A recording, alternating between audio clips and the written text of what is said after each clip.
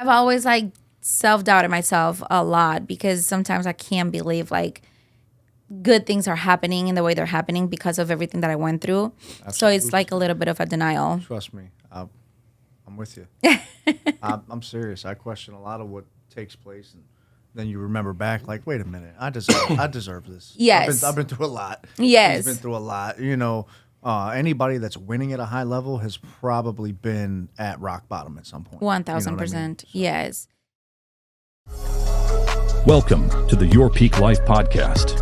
Let's conquer the summit of life and reach the apex of our potential.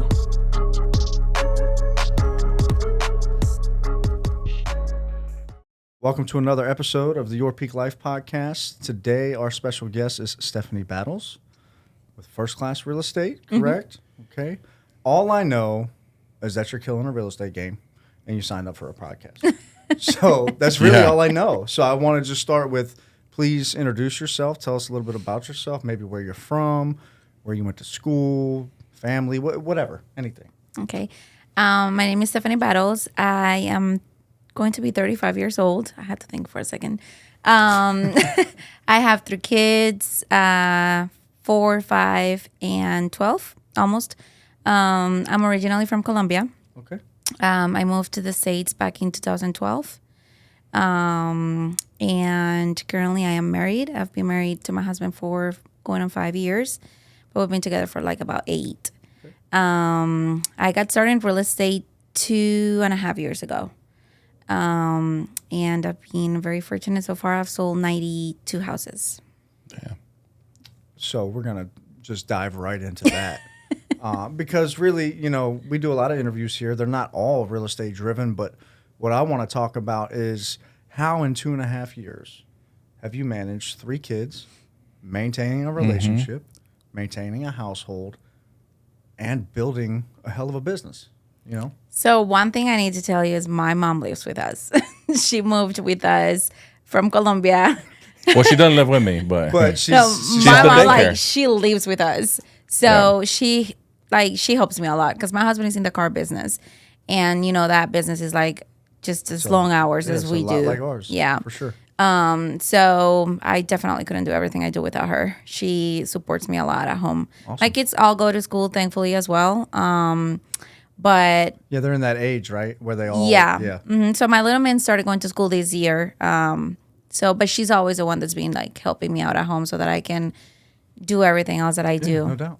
Absolutely. So Travis is eating good. Yes. Travis is her husband, by the way. He's eating good. I mean, where does he work at? Casey Chevrolet. He's a general sales manager there. Okay. Mm-hmm. Well, a little plug. If you need a Chevy, go see Travis. Yes. You know what I'm saying? Yep. My next question is, you've only been here for 12 years. Yes. What's that been like as far as coming here, figuring out what you were going to do to earn income or start your family? Or, what's that culture shock like? It was really hard at the beginning. I am from the city, like where I'm from, Cali, Colombia. It's like complete city. So when I came here, this was for me like traumatizing. That was like, so could you give an example? Like what would a city in America look like? New York. If you could. Okay. You always see people out walking and a lot of traffic and food stands and people selling stuff and magazine cards, like the whole nine. Yes, literally.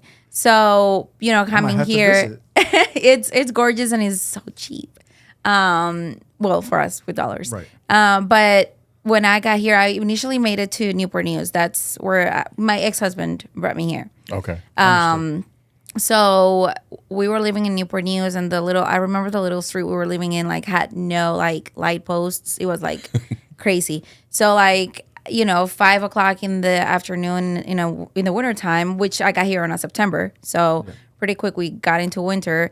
It was, like, everything just so dark, and I was so depressed. I was pregnant with my oldest. So it was, like, very shocking for me to go from so much activity to like a country where I didn't know how to drive. My English was still not like the best, but it was not great at all back in the day. And just depending so much on like over there, I could grab a public bus very easily or a cab.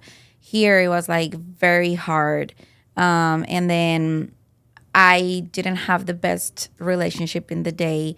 And it was very lonely.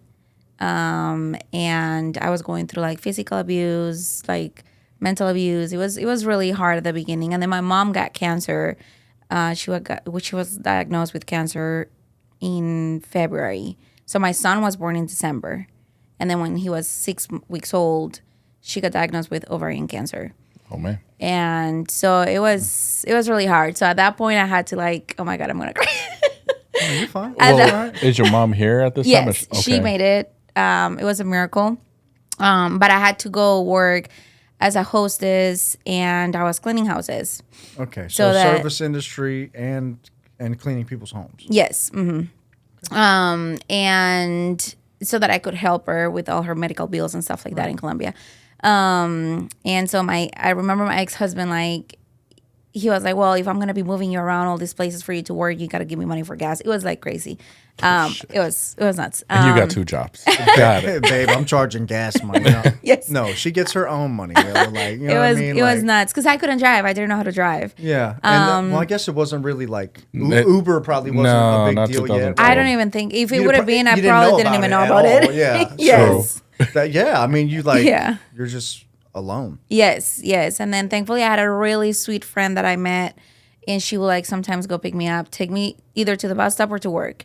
And it was very hard at the beginning. I'm not gonna sugarcoat it at all. It was really hard. Well, let's get to the good part then. Yeah. What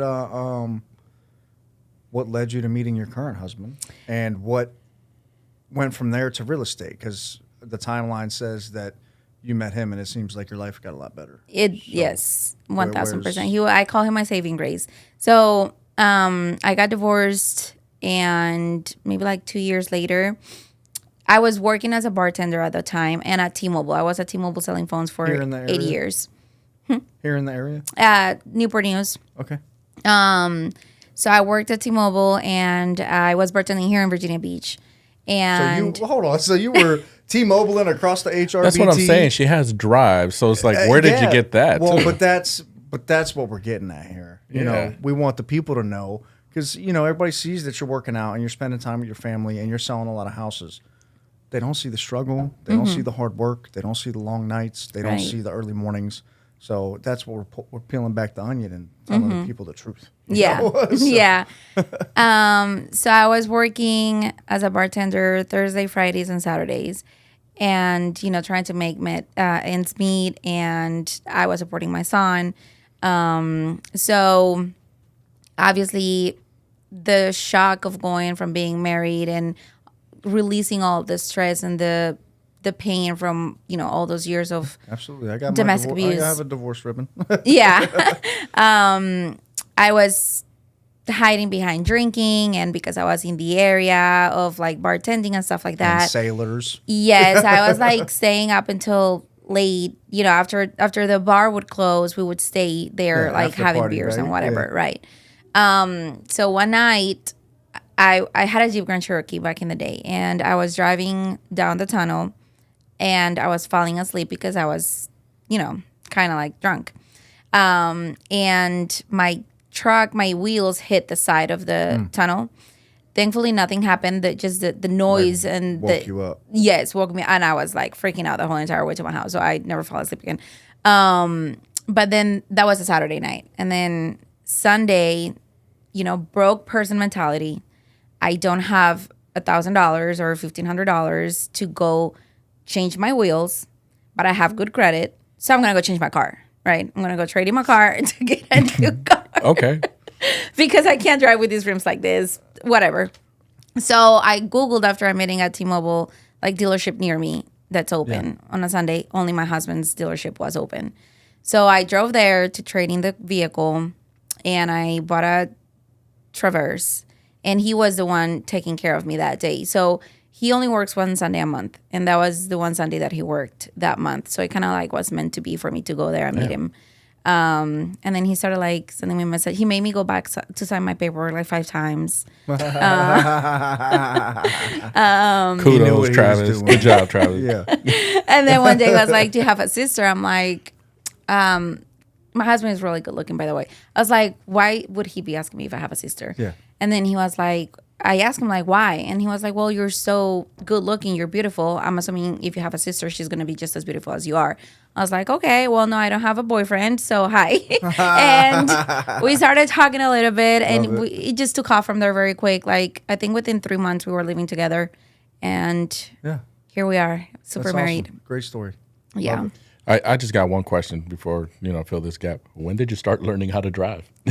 And speak English. So Yeah, like there's a little bit here. Yeah. So I went to a bilingual school when I was in Colombia, but obviously I graduated when I was 16 years old, and I didn't move here until 23. So it was a big gap of me not talking in English, because in Colombia there's like literally no need for it, Yeah. And so when I got here, most of it had like left me, or it was very dormant, and it took me a while. The one thing I do give my ex is that he would like force me when we would go to restaurants, like, you can try to order, and try to communicate yourself with people. So it started coming back a little bit, but obviously I have my heavy accent. When I get mad, it's like, whoa, very noticeable. But then, now that with my husband, he's American, so I really don't speak much in Spanish, other than with my mom and my best friends. What about the kids? Are you teaching them? They do. So these little suckers are very smart, because they don't talk to me in Spanish, because they know I know English. But the conversations they have with my mom, they're full and blown in Spanish. It's absolutely crazy. So I have the same thing. I love it. So, I mean, I moved my mom here, and it's like when she was, look, good job on you, because I can't have my mom living with me. So it's like after 3 months, we got her. Yeah, we got her a house, and she has her own house. But during the weeks we need her, she comes over and she watches the kids, which is great. It's grandma's watching them. Yeah, nothing better than that. And she talks to the kids in Spanish. So they're getting both, man. That's awesome. But they won't talk to us in Spanish. Oh, no. Everything's like, ¿quieres más arroz? ¿Quieres más whatever. They'll respond to you in English. Yeah. Yeah. But they won't. I'm they won't pretty sure that Jackson is gonna speak fluent Spanish. It's so cute. He's to like see. the only one in the house, but Evie will teach him, and he learns it like it's scary. He's like, oh wow, that's crazy. So I think they probably like just talk. They might be talking about me, and I don't know. And they laugh. But What about how's your mom taking it? You're away. I think I heard you talking. I don't know if it was your mom or your uncle or somebody. You're basically scolding them about what they're eating. That's my uncle. He's that was the phone call. Yeah. I kind of picked up like it's typical Latina. Like you're not eating right. This is you're feeling like he's shit. had some health issues in Colombia, and he's supposed to eat very clean, and he's not. So he landed at the ER last night, and I was having a little. Yeah, and so your mom moves here, and how is she taking it? I know she didn't move here willingly. Okay. What does that mean? She came to visit. She had a visa, right? So she would come once a year for 6 months, to help me out a little bit. Support me, be with me, because I was divorced by myself. Blah blah. And she came and so I have to backtrack a little bit. My husband and I were trying to have a kid together. We couldn't, so we ended up doing IVF. Okay. So my daughter is an IVF baby. So when she was born, I was like, I need a break from medicine, from hormones, from all these shots. I had gained like 75 pounds throughout all that process of my pregnancy. So I told my husband, like, I don't think I need birth control. We can't have kids, I need a break. And so I got a really bad postpartum depression when my daughter was born. And it was like everything I was feeling in my body made me think that I was like having some sort of cancer at all times. It was crazy. I was in a very dark place. And so there was this news that came in wherever I saw it, I don't remember. And they were talking about like breast implants and like these type of cancer that they cause. And my mind went absolutely crazy. And within 2 weeks from that, I already had a surgery plan to get them out. So my plastic surgeon is in Colombia. So I was going to fly back to Colombia. And, I did. I flew back, and I was going to get my implants removed. But then I found out while I was there that I was, again, pregnant with my son, with my baby. So you can't do nothing. So I was like, there is absolutely no way. That's not my blood. You messed up my blood. I need another draw. So they took my blood. I went to the lab. And on the way there, I told my mom, like, my mom was still in Colombia. Stop me at a pharmacy. I'm going to get a P test, and it's going to be negative, and I'm going to tell them they're crazy. Well, the thing was super positive. So I was super upset at the situation, obviously. Came back, didn't do anything, obviously. Came back, and then she was going to come visit and stay with me because of my depression was so bad. She was going to come stay with me 6 months. And so she came here in December, and in March, COVID happened. So they closed the airports and all this stuff, so she couldn't go back home.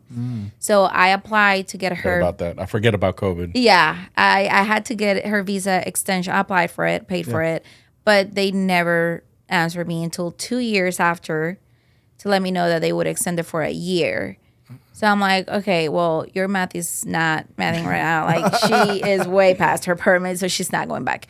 So then I started my process to become a citizen because I never saw the need of doing that. I was always like, there was not a big difference other than this. I couldn't make her become a resident without me being a citizen first. Right. So I had to apply for that, and now we're in the process of getting her residence. But basically, that's how she was forced to stay with us. So where in there did you decide to go get your real estate license? So it was funny. When I was pregnant with my son, my husband is like very fair, and he likes for all the kids to have their own bedrooms. And, my mom was living with us. So we only had our bedroom, our oldest, my daughters, and my mom's. So Noah was going to be born without a bedroom. But I was like, babe, realistically, he's going to sleep with us for a year. He's not going to be in a bedroom. So we should wait. He was like, no, we need to sell the house, buy a new house, blah, blah. So then we met with the realtors that had helped him buy his property. Yeah. And they were like, you have the personality. This is Merlin and Ron Rivera. I don't know if you guys know them. We know. Yeah. So they were like, you have the personality. You should look into real estate. And at the time, very naive, I had it was a long time for me to understand the magnitude of money here in the States, like dollars, like what they truly meant. So for me making, my $14 an hour that I was making at the time and having the benefits I had, I was like, I'm doing all right. I got it. My husband makes good money. Like, we're okay. Yeah. I'm good, Right. And then I was like, just the thought of like not having a paycheck and going to a commission 1,000% base. You got to be a little crazy. Right? Yeah. So I was like, no, absolutely not. And so Ron met with me a couple of times, and he was like, hey, Steph, I just think you don't like see the big picture.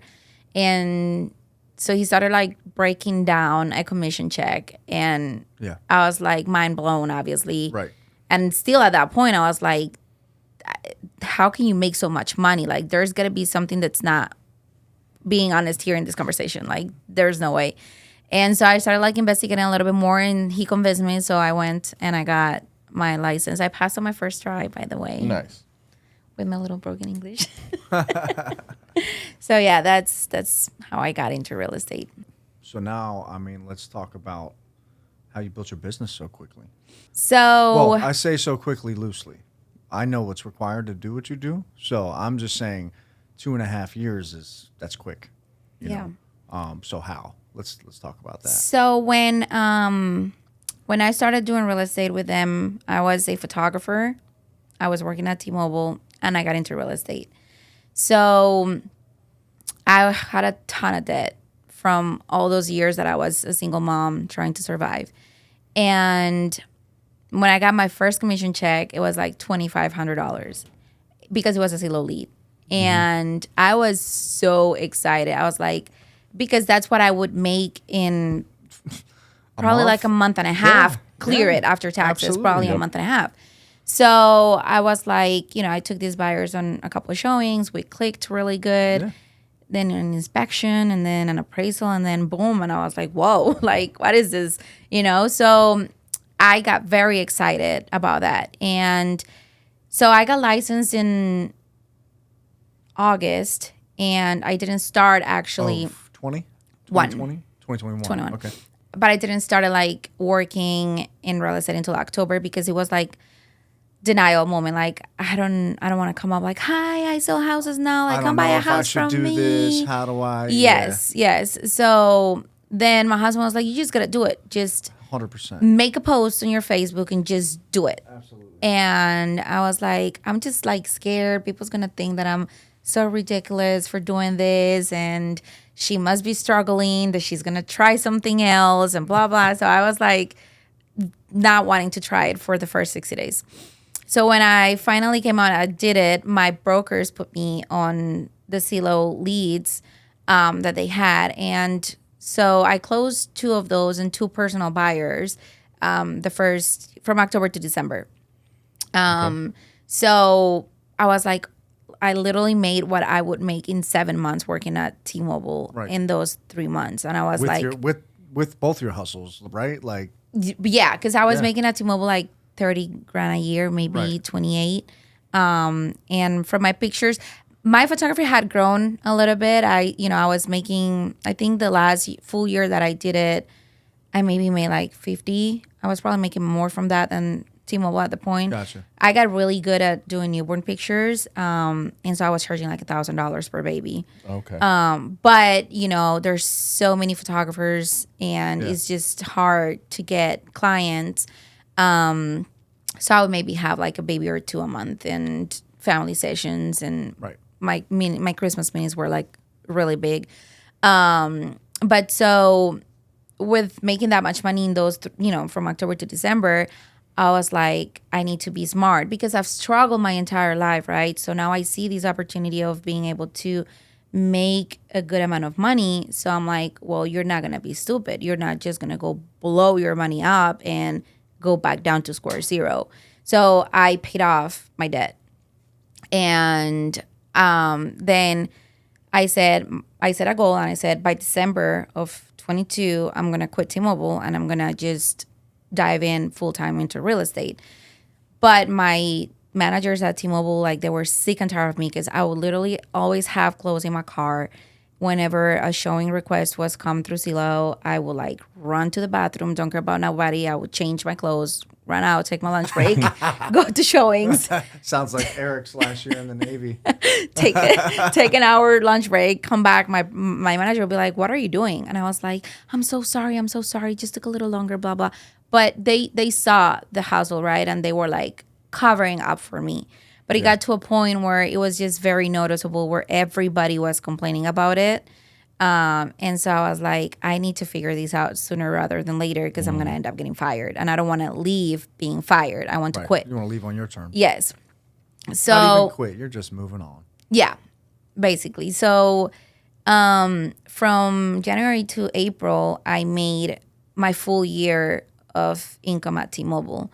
So I was like, well, I was used to making $30,000 and living off of this amount of money. Right. So I basically, if I quit now, I have a full year to pay for my responsibilities at my home. That made you comfortable to quit. Right. To walk away. And if I don't sell a house in a year, then I need to reconsider my options, right?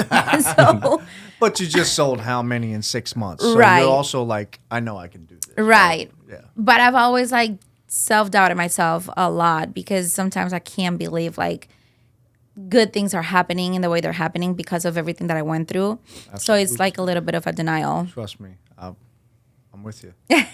I'm serious. I question a lot of what takes place, and then you remember back like, wait a minute, I deserve this. Yes. I've been through a lot. Yes. He's been through a lot. Anybody that's winning at a high level has probably been at rock bottom at some point. 1,000%. Yes. So I was like, you know what? I'm just going to go for it. And I almost have a heart attack. I was so stressed out and so nervous. Yeah. I think the first week I couldn't sleep. I didn't know what to do with my life. But now you're like flipping houses. Yes. Yeah. So that was like, yeah, and I mean 2023, which was a lot of people struggled. You persevered. I saw the picture. I think one of your last posts not too long ago, you had all your awards on your Oh yeah, I got table. 12. I sold 41 last year. Yeah, that's not bad for year 2. Yeah. Correct. First one I sold 27. Yeah. I'm at 22 now. Yeah, so you're meant for this, right? Like you start to get that feeling, right? Like, hold on. Yes. I am supposed to be doing this. Yes. Yeah. And, because of everything that I've gone through, I've learned how to value people for what they are, not what they have. So we'll make sure we get that clipped and sent to you. That's a good. I love that. Thank you.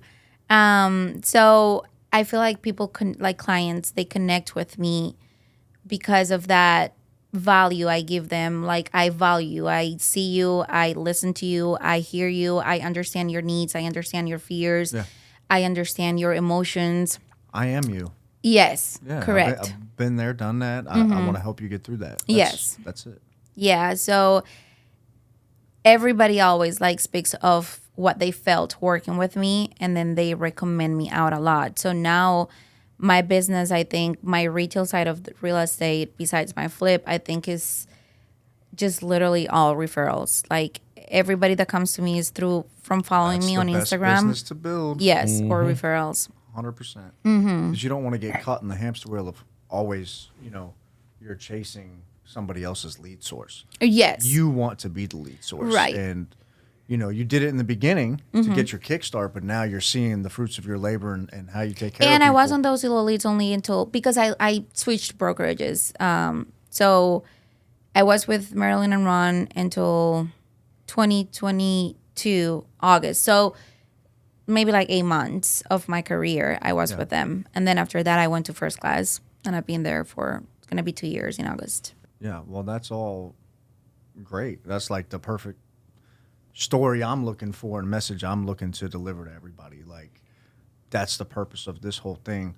I think people see what people like us do in the industry, and they think it's easy, or they think there's some secret, or it's just like no, who minimal effort. Bro, like you're just not doing the work, and it's probably the work on yourself that you need to do first that's going to get you there, which I believe you're a testament to. So the next thing I would say is, what do you do besides real estate? What do you do for fun? What do you enjoy doing? What's the definition of your peak life? Like, how are you trying to live your life and be? My kids, I want to see them enjoy so much everything that I couldn't. And it's more like, now that I'm in the position that I'm in, it's more like taking them on trips. We just did our first international trip with them to DR. Nice. We just got back like a week and a half ago or so. Love it. And they were just so happy. My daughter is super sassy, and she was like so happy. So it's, I have little time that I can spend with them. Sometimes yesterday I got home at 8:00 at night. Right. The day before I got home at like 7. So, I don't have a whole lot of like free time, and that is a little bit of a struggle that I'm going through. It's kind of like learn how to balance, because I'm such a giver that I am the same way with my clients. Yeah. So I don't have like set boundaries per se. So I'm available all the time. Yeah. So that takes, a little bit of time away when I'm there, but I'm not mentally there. So but, I mean, you're 2.5 years in, right? Like you're gonna refine that, right? What I mean? Mm-hmm. You'll get to a point where you feel like your time is just as valuable as theirs, and when they really rock with you and they're gonna support you, they'll feel the same way. And they'll respect those boundaries. Absolutely, because your clientele is gonna become more mature, more sophisticated, but when you get to that's the sweet spot, and you're definitely on your way, obviously, quickly. Top producer first year, top producer second year, flipping houses second year, like you're killing it. The time management piece, it comes with time, because it's new. It's still new, really. Yes, it's still 2.5 years lot. is still, well, everything for you has been new for the last 10 years. Literally. But you just adjust and keep pushing, and it'll. There's a saying, shit'll buff out. Everything's going to be all right. You're putting in the work. That's step one. So. Yes, it's never impossible, and that's a true testament that I can, say I'm a living proof of it. Let me ask you this: were you working this hard back in Colombia? I was a server in a restaurant. Then I moved over to work in a little bar. I've been working since I'm 16. Right. Because, life financially over there is very hard. And my mom not always made the best decisions. So, I used to work. The bar hours when I became the manager was from like 11 o'clock in the morning until 2 o'clock in the morning. Okay. So it was like a long shift, and that was 6 days a week. Because that's something we touched on a few podcasts ago with, it was Linda Harrison, which people forget, like growing up, like people just want to work one job and make everything happen, buy a house, buy a car. It's like, no, man, we grew up like working multiple jobs. Yes. If you wanted those luxuries, like you had to have another job. And then, you know, I think it's so much different sometimes for people like in our countries. You know, there's no buying a house. There's no buying a car when you're just a regular person. You, in my country at least, you have to be born in that setup family that comes from having money. But for you to go to have a lot of money on your own, there's no opportunity for that over there. You know, if you don't have, like, for example, your dad that was high up in this company, and then you went to college, and then your dad helped you get into this company, then you don't have the opportunity of achieving these type of things. Like, if you're just fresh out of college, they don't hire you because you don't have experience. And then if you're 35 years old, they don't hire you because you're too old. So it's just, over there is very, very hard. Credit over there doesn't work like it works here. Yeah. Doesn't even exist. No, it's crazy. So when are you going to have, let's say in the exchange to Colombian pesos, $15,000 to go buy a car when you can't build your credit because they won't give you anything because you don't have a great job? It's just like a pile of like, no.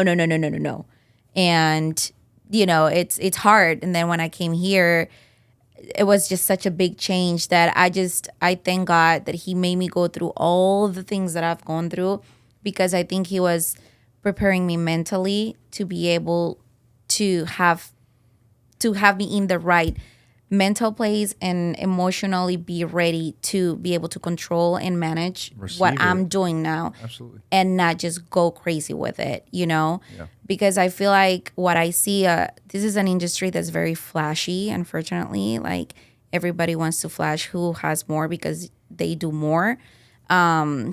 So I think that a lot of agents get carried away in that toxic cycle, right? And 100%. And so now you made your first year you made $100,000, and you went and you spend 80, and you are left with nothing. And then you owe Uncle Sam. Yes, and then you're in debt because your taxes are going to be 60 or 40 or, you know, whatever. Yeah. So I just feel like God prepared me. And don't get me wrong, I like to buy me, you know, nice things here and there. But I just feel like I'm in a position now that the more I make, the more I want to invest, because I want to, in 10 years or 20 years, look back and say, like, I was smart with my one opportunity. Because I feel like in life, you don't get opportunity to be very successful. You get your shot, and it's in your hands to make the best out of it and to make it work. And so if you waste it, then shame on you. You know, is it going to come back that way in that magnitude? Probably not. So I've taken this opportunity to where, like, this is my only time, and I don't care what I got to do. I'm going to make it work, and I'm going to kill it, because this is the only shot that I have. I love it. No plan B. No. I don't have one either. This is it. Yes. all of this. Do you have any more questions, man? Well, that's kind of, she was just touching on it. 10 years, I mean, production, what do you intend to do? You know, 5 years, 10 years down the line. Real estate future now really your kids are older. They're grown. They're leaving your house. Yeah, shoot, you're No, they're not going to leave my house yet. Don't be that. Don't be that, mom. My husband is always talking about, like, you know, Jaeli's already 12, 6, 7 years. I'm like, no, sir. My kid is not. As long as he's a responsible adult, he's working. Hold on 1 second. I just want to point something out. You're forcing your mom's relationship on yourself, and then you're going to force your relationship on your kids.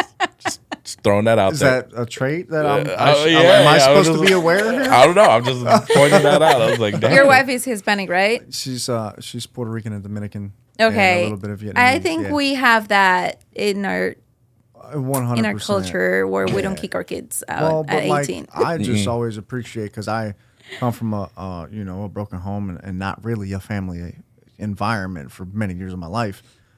That's what I love about a lot of the people at the company and my wife and just the area in general, my military service, the diversity, to see people that actually, like, care about each other and take care of each other and lift them up and push them to not even succeed, but like just get through obstacles, and because like you specialize in tough love too, man. Like, but it's almost comedic the way that you do it, and that's a cultural thing, and I really appreciate that. Like, it impacts my life and how I treat my children. So I think it's awesome. Yeah, because I one thing I want to commend you on also is like actually this is one thing where obviously through social media, we see each other and everything. But one thing you threw us a shout out because you were like, damn, these guys are killing it. But we're watching you Literally all my contracts have Iron Valley on them. I'm like, okay. but it's also, it's like people forget we're in the same industry. Like we should be learning from each other. I was like, we're servicing basically the same market. Right. Yeah. We're using the same contracts. Put out the same message. Use the same information. Be a united front. Correct. Not everything is a recruiting tactic. Not everything is let me get in your pockets. At least not for me. Yeah. You know what I'm saying? Like, I've never called you to recruit you. Not a single time. I just know you're killing it. I see you killing it. Dope. It's awesome. You're not in the media saying negative stuff about settlements. You're not in the media talking, poorly about commissions, which they've always been negotiable, just so you all know. Yes. Like, it's crazy that I even have to, like, say that. Like, that's no.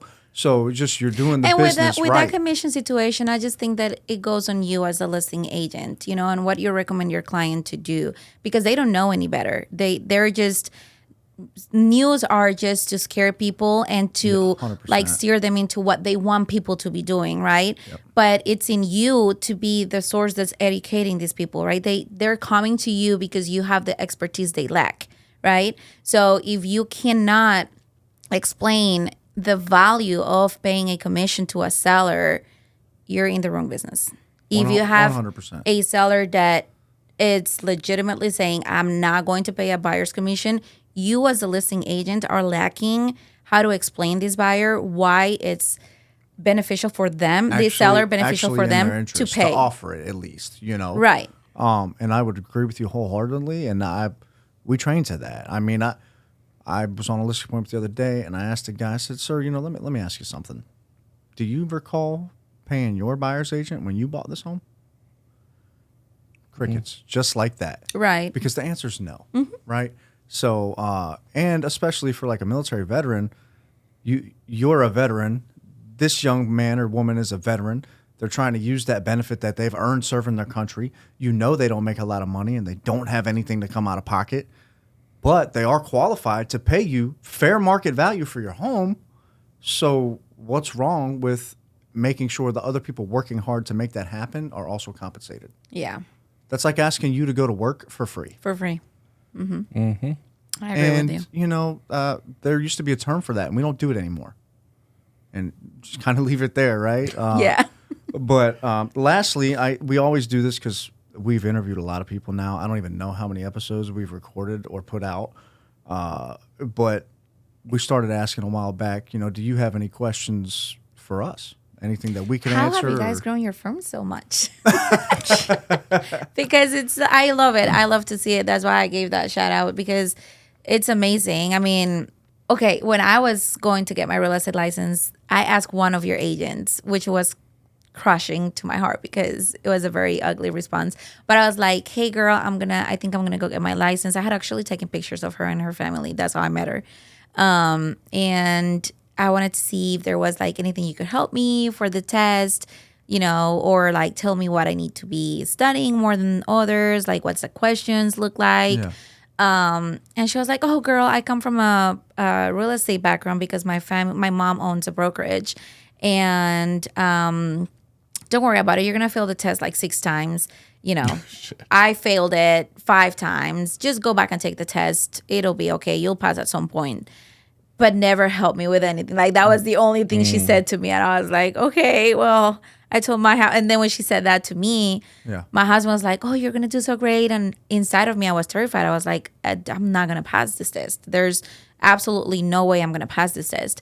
And so when I passed it, I was super excited. But it goes to say, since then, I've been hearing from you guys, right? I've been seeing your firm. And I started, it was either you or you. I started like seeing you on Facebook. This was like 3 years ago. But but I've seen how fast your firm has grown. And that to me is like amazing, because I'm guessing, the culture you guys have within your brokerage has to be great. Yeah. So a lot of people have a lot of opinions. Most of them are wrong because they're built on inaccurate information. When you're doing well, people hate on you a lot. Oh, they 1000%. talk a lot of shit about you when you're not around, and then they pretend in your face. And yes, I'm calling all of you out. I'm right here.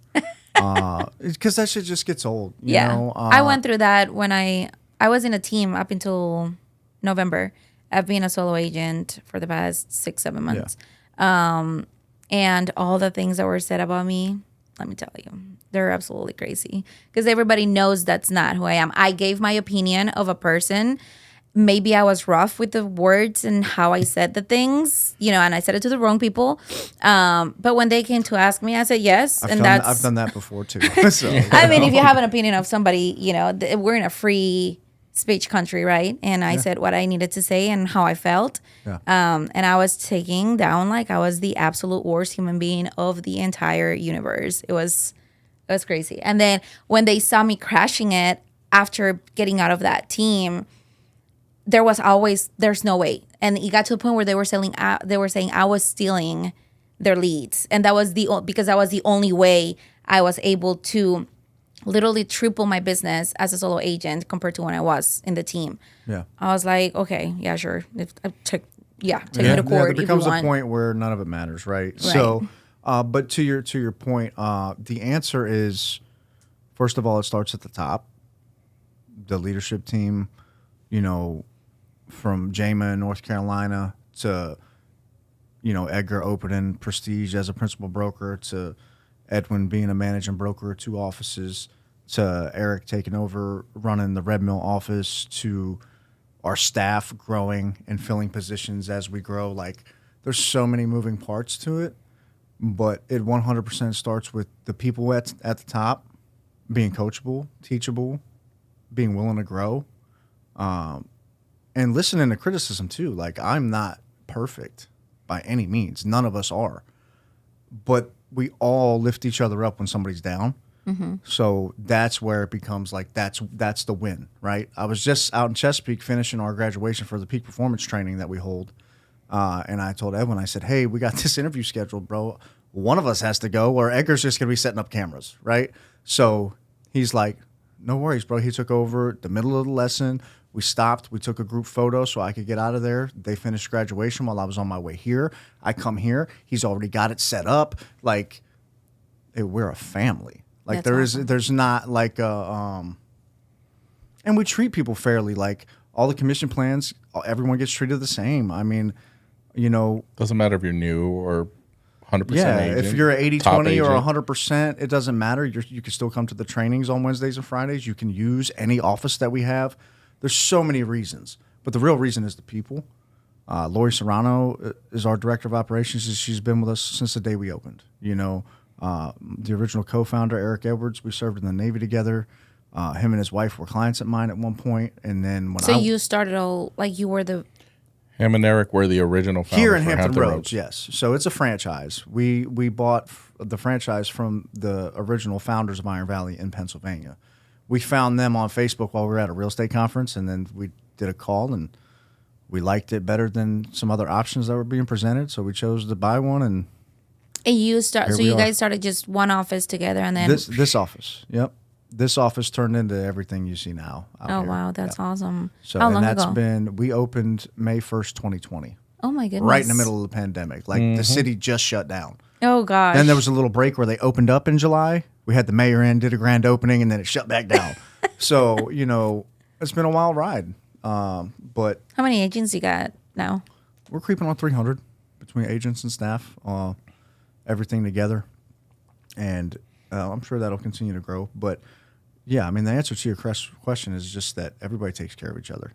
Like, yeah, or at least we try to. You can't satisfy everybody. Yeah, but there are people that don't fit the culture or don't want to do the work, or maybe our model just doesn't work for them because we're very independent. We train to build your business without leads, even though we do have lead programs. And that's programs. The best way to do it. We do have lead programs, but also nowadays in a saturated industry with high interest rates, less buyers in the market, and listing agents that have been listing for a long time, it's hard to really get into our business and do very well right now because you can't just go out, show a house, write a contract, and it's ratified.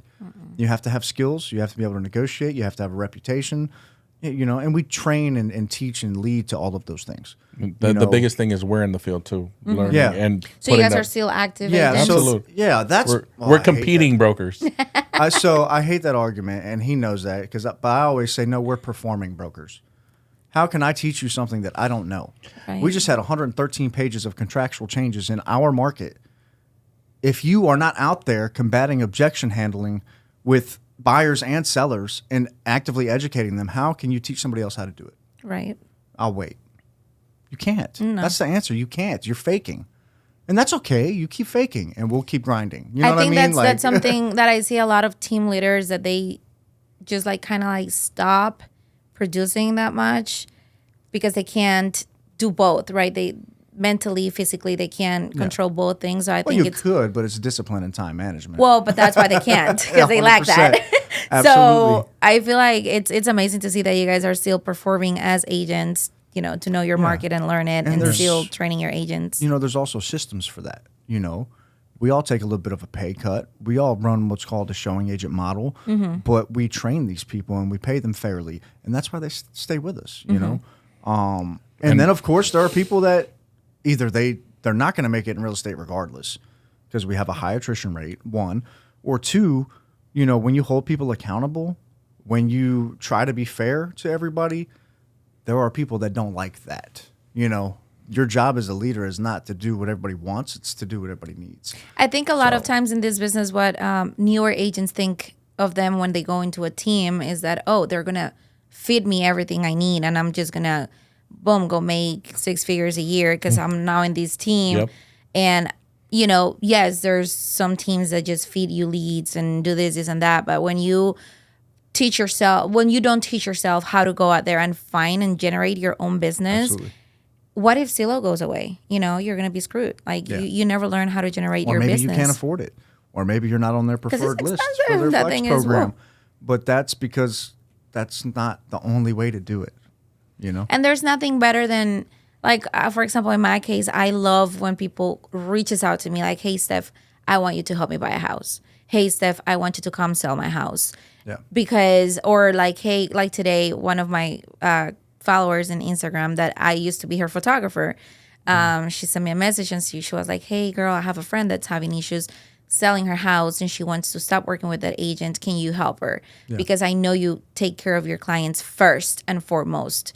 And that kind of stuff to me makes me feel like, okay, I'm a story junk. I'm sharing my life through stories all day, every single day, right? But I feel like people that attracts people. Yes, they have been able to know who I am. They engage 100%. The goofy me, the silly me, the smart me, absolutely. And I feel That like reminds me. and I feel like that's how you want to run your business, and that's where you want to build your businesses. Sure. Like you said, you are the lead generation machine in your business, not your team leader, not Zillow, not someone that's just feeding you leads. It's got to be you. Yeah, we used to call leads something else, a relationship. Just treat people right, and they. Okay, I'm not saying everybody will. All right, I'm not ignorant. I'm not naive to There are some shitty humans out there. Oh yeah, but for sure. If you take care of people more often than not, they'll reciprocate that. And life itself is going to take care of you. Yeah, and if they don't, you got to cut them out. Quick. That's it. You're in control of your life, Yes. So I don't have anything else. I think it's been a great episode. Thank you all for following, watching. Please like, comment, share. Until next time. Thank you guys for having me over. Thank you. Absolutely.